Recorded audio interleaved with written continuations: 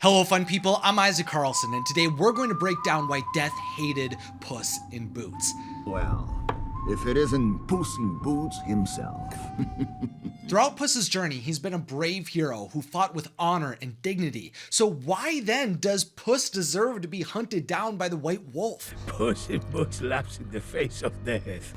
So I've heard. Well, the truth is that according to The Art of Puss in Boots, The Last Wish, which I've linked down below if you'd like to check it out yourself, death isn't supposed to judge the living.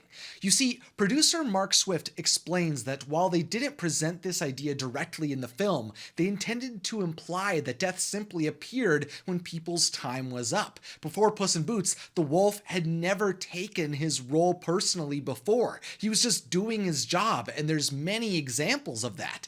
Puss's world is filled with morally ambiguous bad guys, weirdos, villains, and fairy tale creatures. There were plenty of people who were more evil, selfish, and arrogant than Puss who existed during his life, like Lord Farquaad, Fairy Godmother, Prince Charming, Rumpelstiltskin, and of course, Jack Horner.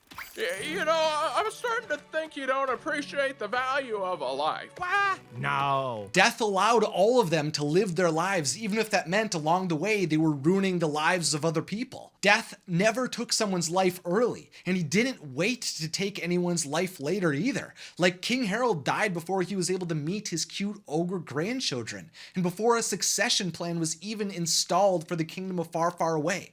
Death just came when he came, and he never concerned himself with what people did while they were alive, because for the most part, he only arrived when people's lives were already over. But of course, that all changed when he met Puss in Boots. While Death had probably seen an endless number of people who had thrown away their lives before Puss in Boots was different. While most people had one life to cherish, Puss had many more than that. There were whispers of him possessing multiple lives dating all the way back to his time in his hometown of San Ricardo. His sword is like lightning. They say he has 10 lives. Since Puss had so many lives to go through, Death was forced to reap him over and over and over without him ever showing any gratitude for his many opportunities to be alive.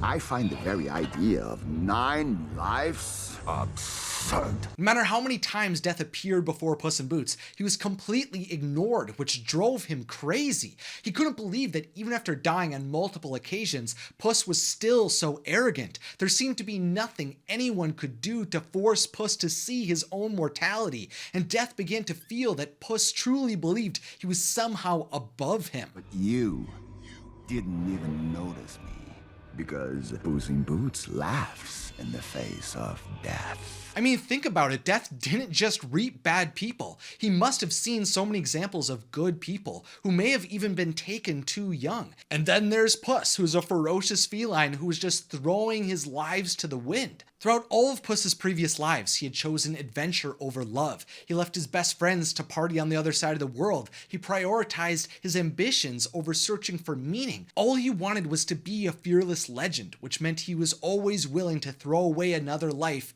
to attempt to achieve glory. That obviously got under the wolf's skin. I was there to witness all of them. Each frivolous. But Death knew the truth. Puss in Boots would die, and there was nothing that cat could do to stop him. Everyone thinks they'll be the one to defeat me, but no one's escaped me yet. After holding in his rage for so long, for the first time, the wolf allowed himself to take Puss's careless existence and his disregard of Death personally.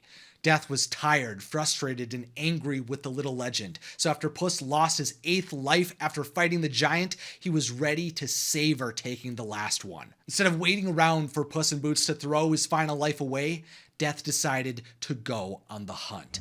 I'm Death, straight up.